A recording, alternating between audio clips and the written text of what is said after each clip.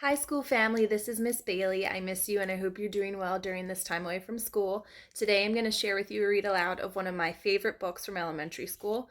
The story is called Miss Spider's Tea Party. So I hope you can watch along with me and enjoy, and I can't wait to see you soon. Until then, I wish you well.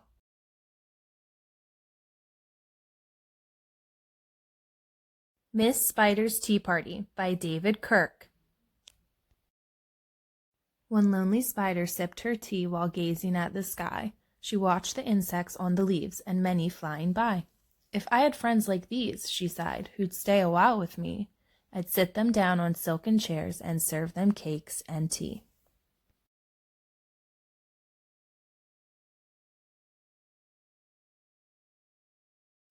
Two timid beetles, Ike and May, crept from the woodwork that same day. But when Miss Spider begged, "Please stay," they shrieked, "Oh no!" and dashed away.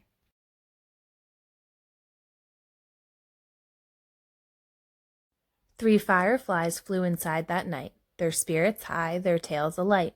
They spied the web and squeaked in fear, "We'd better get away from here." The little trio did not feel they'd care to be a spider's meal.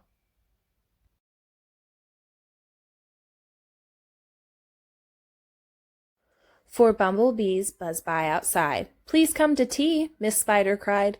The four ignored her swaying there. She waved a tea towel in the air. She took a cup and tapped the glass. Then one bee spoke to her at last. "We would be fools to take our tea with anyone so spidery."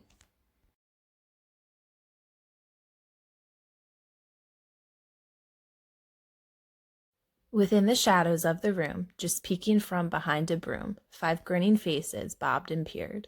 Miss Spider smiled. Her heart was cheered.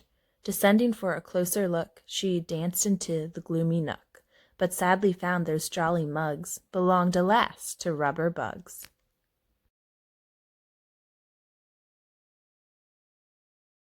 Some ants strode in, they numbered six, but ants with spiders will not mix. She brewed them tea from hips of roses. The proud platoon turned up their noses.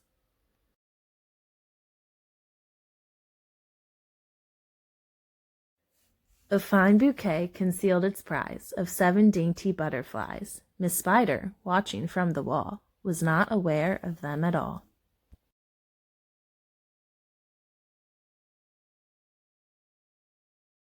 The tea table was set for eight, with saucers, cups, and silver plate.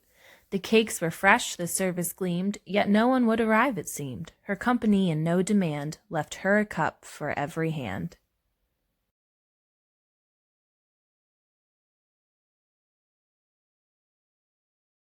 Nine spotted moths kept safe and warm in shelter from a thunderstorm. They stood beneath an open sash and watched the jagged lightning flash. Miss Spider dropped down on a thread, a silver tray above her head. She'd hoped to please them, but instead,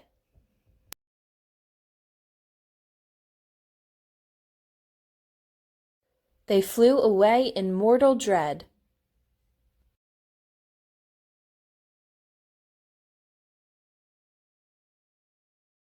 "They've left me all alone," she cried. She dabbed her eyes and sadly sighed. "It's plain no bug will ever stay." Her tears splashed down upon the tray.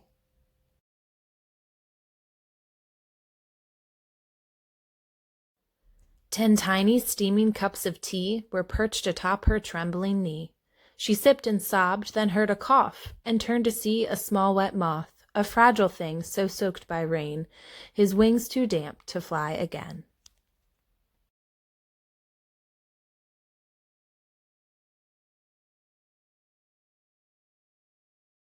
She smiled and took a checkered cloth to cloak the frail and thankful moth. They talked and snacked on tea and pie until his tiny wings were dry. Then lifting him with tender care, she tossed him gently in the air.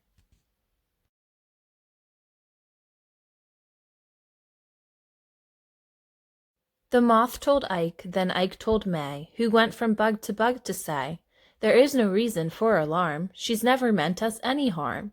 So later on that afternoon, assembled in the dining room, 11 insects came to tea to share Miss Spider's courtesy.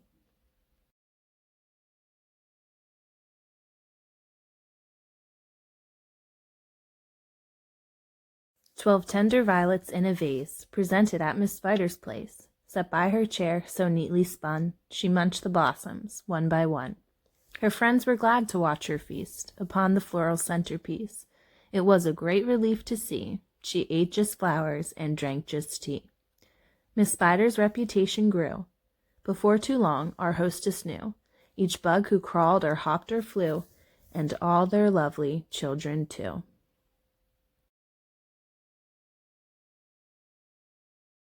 The end.